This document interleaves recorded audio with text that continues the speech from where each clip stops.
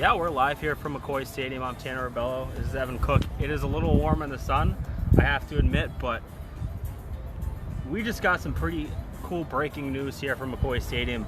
Dalbec, Red Sox top prospect, third baseman, has been called up to AAA Pawtucket. The 24-year-old was hitting .234 in 359 at-bats in AA Portland this season with 20 home runs and 57 RBIs. Dalbec is one of the top prospects in the Red Sox organization. Evan, what is your thoughts of this move on Dalbec being added? You had to eventually push him up, and frankly, I'm shocked they didn't push him up earlier. As we have known for Dalbec for a while, he can match the ball. And I mean, with 234 average, I honestly didn't realize it was that low. But it was something that needed to be done. You needed to eventually push him up, and frankly, I'm shocked they didn't do it earlier.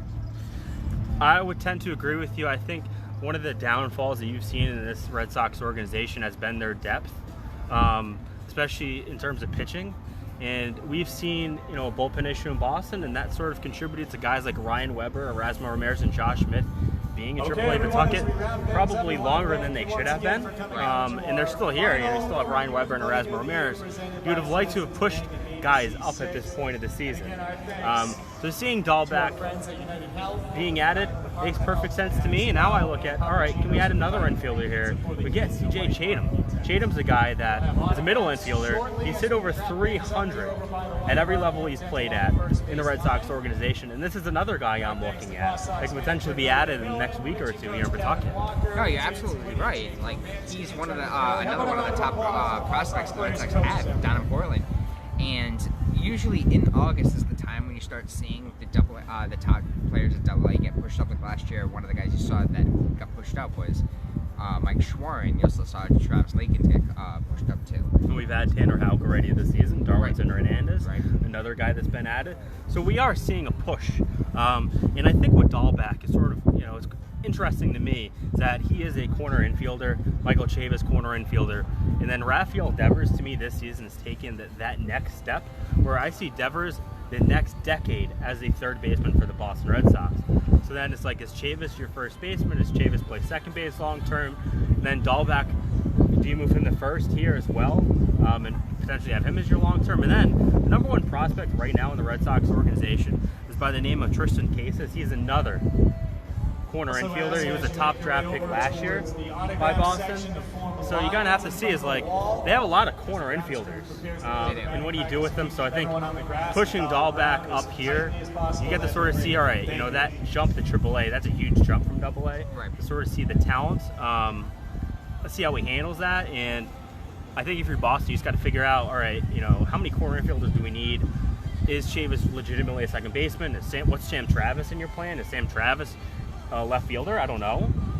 I think he's serviceable there, but it's almost as I know at the trade deadline, I was almost questioning, like, do you move on from maybe a Dalbec or a Casas, just like trying to maybe surplus other positions you might not have a strength in. Right. For example, like, what about the outfield? You really don't have anybody in the top few levels that I can think of that could be a asset in the outfield. Like here, you have. Well, okay, let's pump the brakes a little bit there. Jarren Duran is a top 5 prospect in the organization. So he is right now in AA Portland, 211 at-bats, batting .261. This guy's the 4th ranked prospect in the organization, 7th round pick last season by Boston. Good, high. Wow, I didn't realize he was already there. So Duran, I would say, is like, he's a top 10 prospect in your system. He's not a top 100 prospect in baseball. So I think if you're looking at like, Ronald Acuna Jr., like if you're looking for like a top of the league outfield prospect, they don't have it. Realistically, in the next year, who in the minor leagues could you see help Boston out in the outfield? That's the point I'm trying to get to. If you're trying to say, obviously Rusney Castillo could step up, and I think he's a Major League Baseball player. True. You're going to move Dalbec to the outfield maybe? Is he an outfielder? I don't know. But I would agree with you. I think in terms of being ready and being close, like Jarren Duran, I don't know, 7th round pick last year. Is he an option for them? Sure, but the power numbers don't jump off the charts. The fact that he's a fourth-ranked prospect and the system doesn't really say much because the system's not that great to begin with. But to put in perspective guys that he's ahead of, he is ahead of Darwinzon Hernandez. He's ahead of Jake Rom in terms of a top prospect in the system. He's ahead of a G.J. Chatham. He's ahead of a Tanner Houck. So this is a guy who does have potential for sure. It just sort of speaks like, all right, Dalbec's here. That's great, So if you're coming out to Pawtucket, starter is TBA for today. The fact that Dalbec was pushed up certainly a positive, but he's had an underwhelming season to begin with. I know he started the year pretty shaky in AA Portland, but I think the question is, to me, is where do you play these corner in? And I think you just have to come back to that and say, all right, let's trade for a pitcher, one of these guys, but just because they're a top 5 prospect in this system, I don't know if they're very valued around the league. I mean, kind of saw it this week. Granted, you can also make the argument that the Red Sox didn't make a trade because they don't really have a shot to make the playoffs or really do much. So then why wouldn't you make a trade to sell off? You're right. So I look at Dave Dombrowski made a comment, Evan. I don't know if you heard this comment, but Dombrowski was saying we had plenty of calls from people looking into our guys, speaking of the bullpen. Okay, Dave, why do you think they were reaching out to you? It's because they thought you were a seller. Other teams looked at the Boston Red Sox and said, you know what, this team is a seller at the deadline, or should be a seller at the deadline. But instead, they stayed pat. And they have expiring contracts. They have an organization in terms of a farm system that is getting better, but it's nowhere near where it needs to be for a team that their window to me is closed or closing to this year. Basically, your number 1 prospect is 19 and is, probably 2 years away at the earliest. And with the payroll they have, Evan, to me, it's like you should have sold at the deadline. No, you're absolutely right. But if by some miracle they do squeak into the playoffs, you're probably not going to be doing much to begin with. Anything can happen in the playoffs. You're right. You're absolutely right. But granted, last year the team was a juggernaut. But in 2016, 2017, once you get into the playoffs, you were demolished. Yep. You have roughly the same team coming back. Granted, you don't no longer have David Ortiz, but you pretty much have the same team. I do have some additional breaking news here for the Pawtucket Red Sox. Kevin Lennox's been added to the roster. So that just occurred. He's a 28-year-old. He's been around. He's played in AAA. He was signed to a contract by the Boston Red Sox on June 1st, assigned to Portland. With Portland, he pitched 23.1 innings, 2.70 ERA, so he was just added to the roster. I'd imagine he's the starter. Does not have starting experience. Never mind. I mean, he could be. From what I gathered last night, we might be in for sort of like a full finishy game. You got to remember, you'd have Hector Velasquez out there in that bullpen, so you can potentially spot start, or Mike Shorin potentially as well. So Billy McMillan does have some options, but so that's another sort of roster move that they're pushing in, sort of this post trade deadline-ish moves, if you will. Right. Sorry for slowing the roll a little bit there, Evan, but I think sort of circling back is, what do you do with Mookie Betts? This is a player who you've actually overpaid from what you had to have played him. Arbitration eligible the last couple of years. The Red Sox, in my opinion, have gone above and beyond what they would have had to do in terms of the bare minimum of paying Mookie Betts. Right. They gave him way more money than they were obligated to, right. And granted, he deserved it. Basically, Mookie Betts in the last 5 years has had 2 years where he was MVP type of player in the American League, right up there with Mike Trout statistically.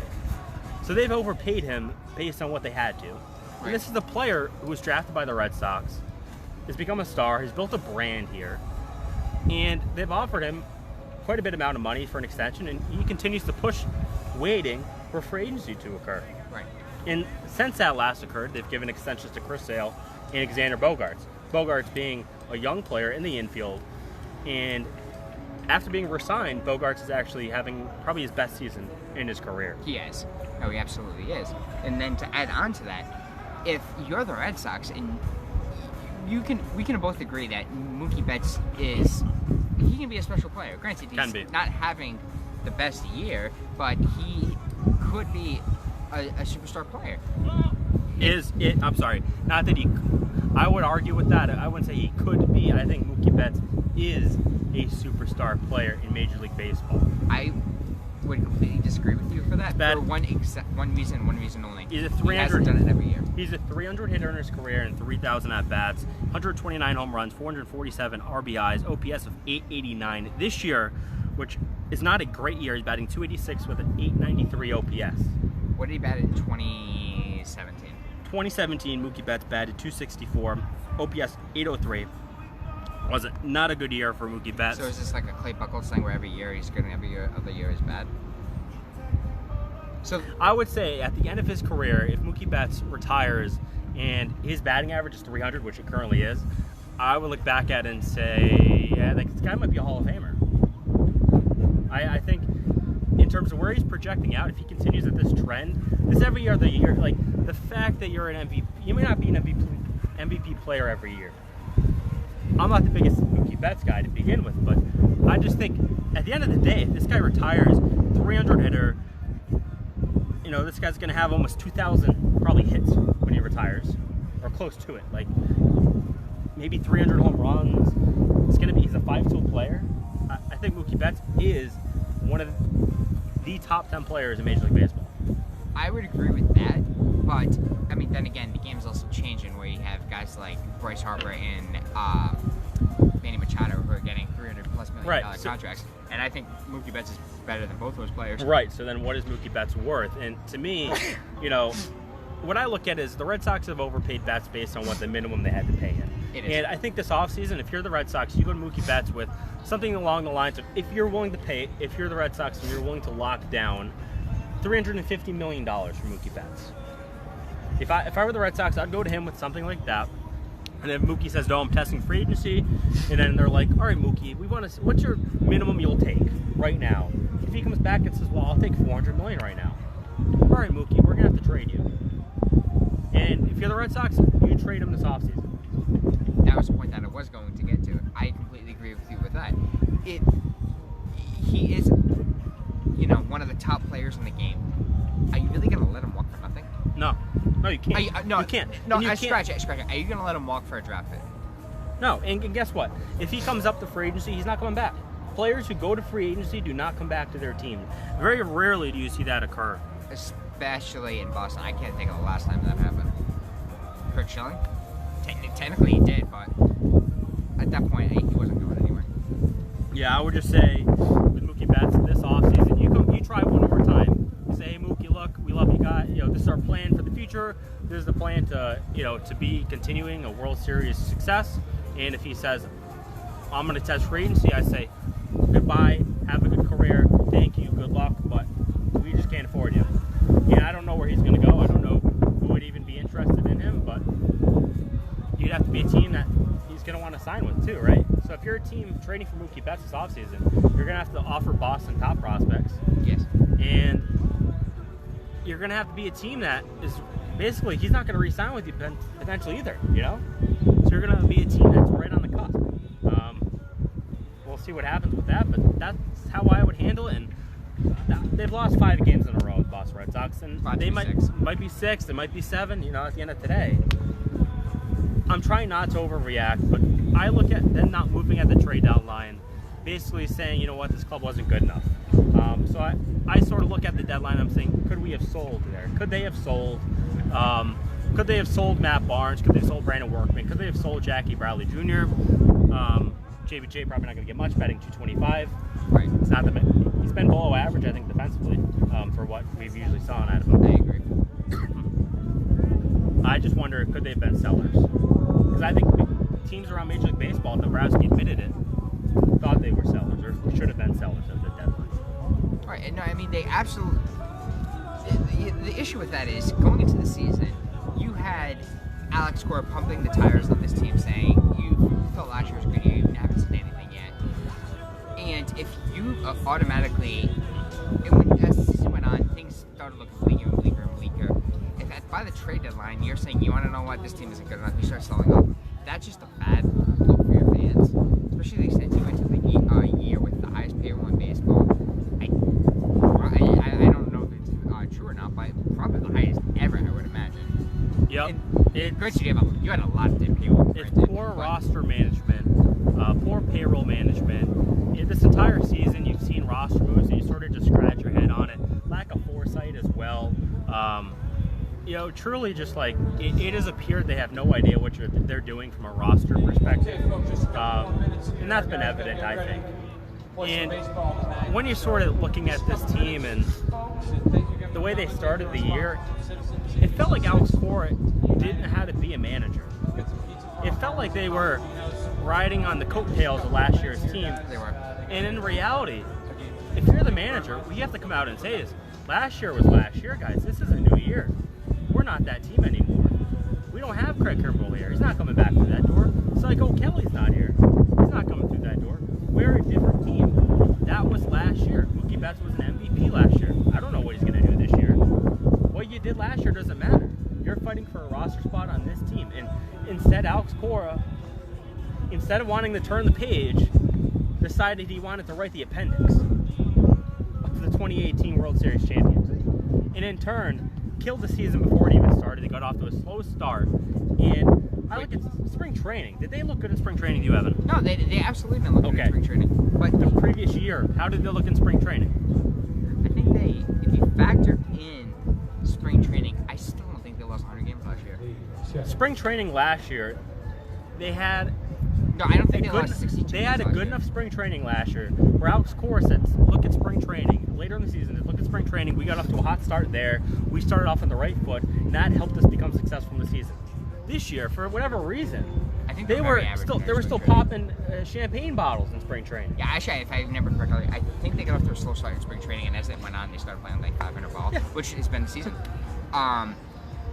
But even with all of that, to begin the season, the pitchers weren't ready to start the season. Your starting pitching was not ready to start the season, and that is totally on Alex Cora. I get you pitched a lot last year, and let me defend Alex Cora in that aspect.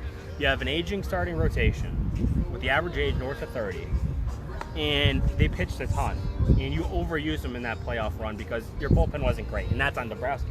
Right. So then, you look at Cora and how he made. I don't mind that the starters were kind of baby during spring training. I sort of look at like the whole mentality, and I think the mentality and approach was just incorrect. That being said, you look at the front office and you say, you didn't make any moves here. You brought in Colton Brewer, who has spin rate, but he gives up home runs that go 500 feet. Yes.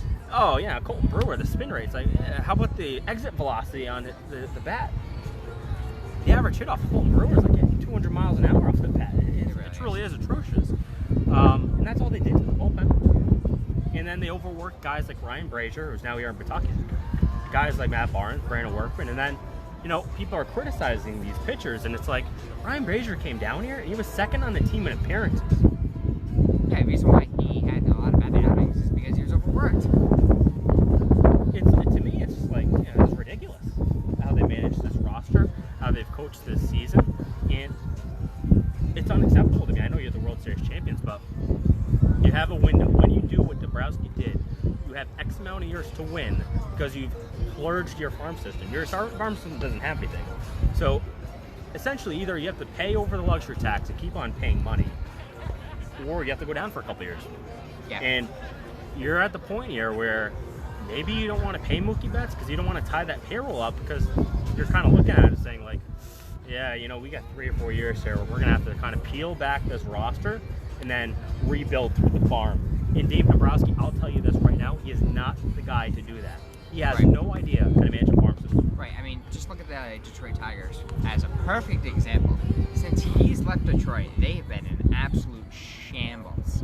They have not had a good year. They're still trying to build up that farm system. And face it, like, granted, their best chance to win a World Series was in 2013. They just ran into the Red Sox, which were just caught fire. Who's been your 2 best hitters in your lineup this year? Where'd they come from? Who drafted them? Okay, so your 2 best hitters have been Rafael Devers and Alexander Bogaerts. Yep. If I'm not mistaken, they were here way before Dave Dombrowski. Okay, who was your best pitcher in your rotation this year? This year? Yeah. I would say it would be Eduardo Rodriguez. And is he a Dombrowski guy in there? I don't think he is. Okay, let's look at the bullpen. Who is the best pitcher or two in that bullpen this year? Well, you know what? Best pitcher in the bullpen. I would say it's Workman, but you can make the It's Barnes, too. Okay, the two guys right there, those are not Dombrowski guys. Right. You just go up and down the roster and look at the season, like, you look at the guys who are producing it, they weren't even brought in by this guy. Right. Dombrowski, the only guys he's brought in are guys like Price or guys he had. Who was your best hitter last year? Mookie Betts. Was he a Nebraska guy? 2011 draft, so no. No. Who was your best reliever in the postseason last year? That's a tough one. That one you might be able to give to him. Yeah, I would say it's probably Nathan Eovaldi. Ryan Brazier was good from last year. Last year was your best starter. I mean, that's kind of a... You make the case for a lot of guys, I think. But I think when you look at it, sort of look at like what he's been able to add to this team, and I look at David Dombrowski. I've never been a fan of him. I'm not a fan of tearing down your farm system to win now.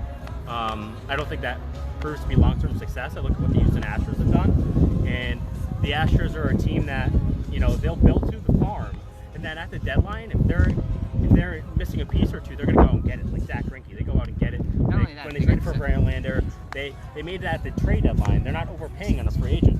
Right. Not only did they get Zach Greinke, they also got Aaron Sanchez. Granted, he's having kind of a down year, but he's still a damn good pitcher. And not only that is you got Joe Biagini, who's still a pretty good reliever too. Yeah, so I look at that team and the Astros, who are sort of an annual contender for the World Series at this point, their best players are homegrown players, and they're not overpaying on free agents. What the Astros do is they might overpay at the trade deadline, but they're not locking up that long-term money, which will then handicap them down the road. I mean, Zach Greinke's been for years, but I get what they didn't sign him. That wasn't their deal, and it's one of those things where they're not locking up David Price for $300 million, right, whatever it is. It's just like 210. They're not locking. Chris Sale's a tough one, but a couple years ago they wouldn't have locked the guy over 30 to a long-term deal. No, they wouldn't have. The guy that wouldn't have done that's actually here, somewhere down below. The guy that would have done that. Right. Yes. I won't mention names, but that guy's here. He lost John Lester. I'm still bitter on that one. Same. I think Red Sox fans are better on that one too. And let's get to a quote that I saw Core make last night. Something about how he wasn't frustrated after losing this 5th straight game because they had a good baseball game. Would that make you frustrated, Evan? You actually have a good baseball game and you lose in your 5th straight loss? Not really, because after all, it is April. But oh wait, no, never mind. Yeah, that's really bad, isn't it? Yeah. No, it really is. You're in August. You're in your stretch run. On Thursday, Alex Cora flat out said essentially like we need to turn it on tomorrow. Can you imagine? I'm paraphrasing, but that's essentially what he said. Can you imagine? You're playing, I don't know, a round of golf with your friends, and every time you go out there and you shoot a 105, awful round of golf every time, and then you shoot a 67, real record pace, but then your friend who usually shoots in the hundreds with you shoots a 66 and beats you. Is that frustrating? You finally put together a good performance, finally put something together that you're proud of, and it wasn't good enough. That's not frustrating? A must-win game? Yeah. I feel like the public, just going into the series, at that's minimum, I would say you I'm needed sorry. to split. And right now, you're about to lose the first 2. Granted, I haven't seen what the score is. It's the first game in the last half hour. We can give an update to that. Did Chris Sale go up another 3,000-foot home run? Chris Sale's had a rough year. I don't know if it's an off year. I'd say with him, it always had one of the. They're losing 9-2 in the end of the 7th inning. Chris Sale was chased in the 4th inning. Let's get the box score in, Mr. Sale. Chris Sale, 3.2 innings of work, has allowed 8 earned runs on 4 hits, giving up 2 home runs. ERA is now 4.68 on the year. This is a pitcher that I have looked at over the last couple of years, and coming into his Red Sox career, he had an elbow issue, so we had that. Needs Tommy John still. But at the end of every year, he kind of runs out of steam, right? Right. So even a really good Chris Sale year, late of August, September, basically post trade deadline, he starts to sort of go down like this. So then when you get to the postseason, there's nothing left in his tank. Year after year, he hasn't done anything that proves to me that he's trying to fix that, right? From having the energy. So then you have to baby him throughout the entire season. And when you baby him, maybe he doesn't have the mojo that he would typically have if he was going full strength. So, babying him potentially gets a worse Chris Sale. Then this year, it's just like, there's definitely still some sort of. I know he had the shoulder problem last year. I still think there actually is still a shoulder problem, because. Well, he still has an elbow issue from like 4 years ago that he never got fixed. But overall, he still has arm issues, and it's pretty clear because his arm angle is changing constantly. He's not able to make consistent pitches, and on top of that, it looks like he's tipping pitches. Yeah. Like Kurt Schilling even said it the other day on the Section 10 podcast that it looked like he's tipping pitches, and I said it opening night after he got shoved in the second inning against the Mariners. Like it looks like he's tired and he's not pitching with consistent motion. And you know that's on the pitching coach, that's on Alex Cora, that is on the organization. Right. For, not identifying this in April or May or June or anything. Like, he hasn't been right all year, and there really hasn't been like an IL stint or I don't know. Like, do they need Pedroia to come back and like look at the tape and Pedroia to be like, hey, like, dude, you're doing this instead of this, and then he goes on a roll. No one in that clubhouse can basically like say, hey, Chris, like, your arm angle's changing, you're tipping pitches. If you're tipping your pitches, that is such a simple fix. It is such a simple fix. I think it's a little bit more than that with Chris Sale, but guys, it's August, right? And you don't have time to fix it now, and you just gotta hope he pitches out of it. He's talented enough to do it. He's a very talented pitcher, but I mean, the money you just locked up into him, his age, the way he's performing, you're sort of looking at it like, I don't know. Maybe you want him to have Tommy John this offseason. Maybe it's simple. Maybe it's that. I don't know. I mean, we'll find out once the season ends, especially season ends. Last 7 games for Chris Sale heading into today. He pitched, 26 earned runs allowed in 38 innings. That's really bad. And you're also seeing, like, part of the issue with him is he threw like an 87-mile-an-hour changeup to previous start, and like it's stuff like that where he's just not executing his pitches. And if you throw an 87-mile-an-hour changeup, that's not enough of a speed differentiation from your fastball where you're just going to get taken for it. And you're going to give up home runs on that. And I feel like a lot of it's simple with him, and it's just it's up to them to make the changes. Right. Whether or not he's receptive to the changes, I don't know. But I think that's it here. I feel like that was a long show. Hopefully there isn't too much music in the background here. We're going to go talk to Bobby Dalbec and see what's going on with the PawSox here. It's a 3-game set against the Rochester Red Wings. They lost game 1 last night, 7-2, after 5 runs allowed by Domingo Tapia in the 8th inning. So yeah, thanks for watching. Make sure you like, subscribe, share. Go to TrifectaNetworkSports.com for the latest PawSox news.